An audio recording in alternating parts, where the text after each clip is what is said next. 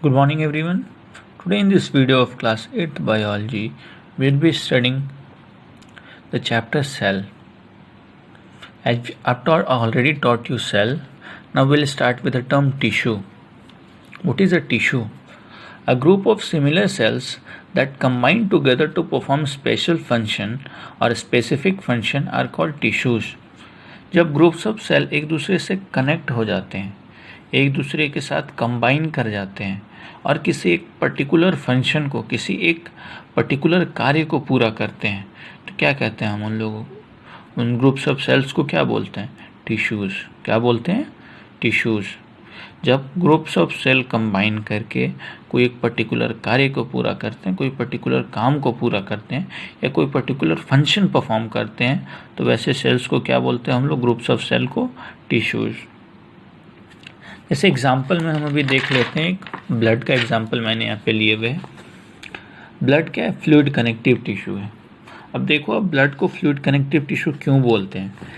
As it connects all the organ system of our body while transporting oxygen, nutrients, hormones, enzymes and removes waste from this organ. Blood क्या करता है?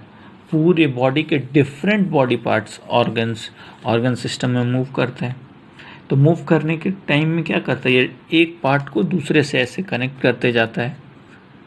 जब वो oxygen carry करता है, nutrient, hormones, enzymes carry करता है, तो ये डिफरेंट बॉडी पार्ट्स को एक दूसरे से कनेक्ट करता है. ठीक है. अब देखो इसका नाम क्यों पड़ा फ्लूइड कनेक्टिव टिश्यू. फ्लूइड क्यों है? क्योंकि ये तो फ्लो करता है. और कनेक्टिव क्यों है? क्योंकि ये different body parts, organ system को कनेक्ट कर रहा है. तो इसको क्या बोलते हैं हम लोग?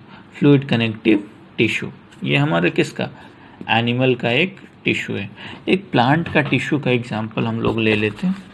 जैसे आप यहाँ देख लो, ये एक मेरिस्टेमेटिक टिश्यू है. मेरिस्टेमेटिक टिश्यू उसको बोलते हैं हम लोग which has ability to divide. इसमें दो पार्ट है आपका. एपिकल मेरिस्टीम जो कि ऊपर पार्ट में प्रेजेंट होता है, ठीक है, and lateral meristem which is present at the lower part. Okay, this is the structure of lateral meristem and this is apical meristem. Apical meristem is present at the upper part, ठीक है, और lateral meristem is present at the lower part. Lateral meristem is mainly related with width, okay, and apical meristem they are present at the apex. Okay, this is the example of a plant tissue. Okay, and I have already given you the example of animal tissue, that is blood. Now let's move to organ. A group of tissues which perform specific function are called organs. जब कोई groups of tissue combine करके कोई एक particular function को पूरा करते हैं, तो क्या बोलते हैं हम लोग उसे? ऑर्गन बोलते हैं. जैसे देखो, आप ग्रुप्स ऑफ टिश्यू मिलके माउथ बना. माउथ का क्या फंक्शन है? Taking in of food. Oesophagus बना. इसोफेगस का क्या फंक्शन है? फूड को माउथ से स्टमक के बीच ले जाना. ठीक है. स्टमक का क्या है? Storing of food. Small intestine क्या function? Digestion of food. Large intestine absorption of water and एनएस excretion of those undigested waste. ठीक है.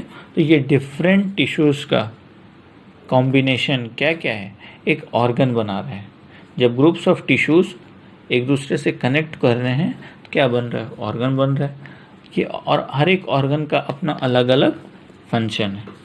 अब देखो, अब ऑर्गन कंबाइन करके क्या बनाता है? A group of organ which works together to perform one or more function are called organ system.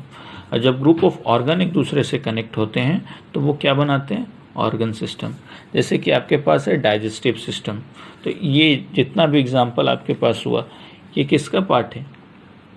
Digestive system का. रेस्पिरेटरी सिस्टम का पार्ट क्या होगा? नोज, विंड पाइप, लंग्स, ये सब किसका है? रेस्पिरेटरी सिस्टम का. सर्कुलेटरी सिस्टम का हार्ट, आर्टरीज, वेन्स, कैपिलरीज. ठीक है. Similarly we have various other systems like excretory, reproductive, skeletal, muscular. These are the organ system. Now I'll tell you this organ and organ system through diagram. Let's see it diagrammatically. See here, we have a diagram. Mouth, food enters mouth, it goes to stomach via what? esophagus, through from mouth through esophagus it goes to stomach, from stomach it goes to small intestine, and then large intestine, okay, rectum, and then anus, it is expelled out. And this constitutes what? This constitutes the digestive system. Okay, this is an organ system.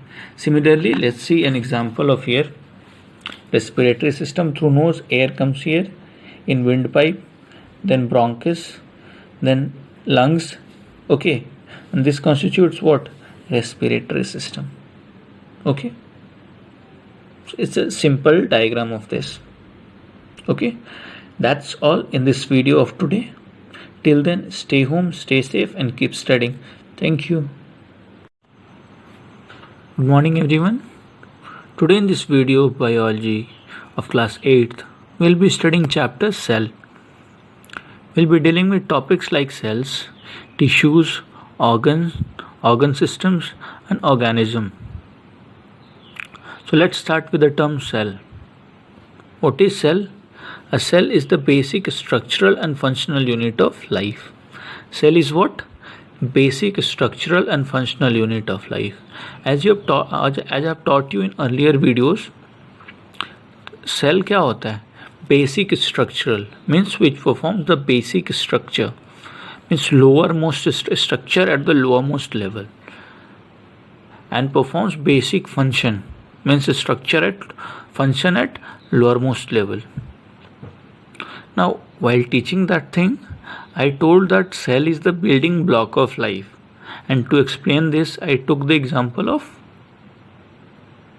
walls and bricks. ठीक है, मैंने बोला था आप लोगों से कि cell को क्या बोलते हैं? Building block of life.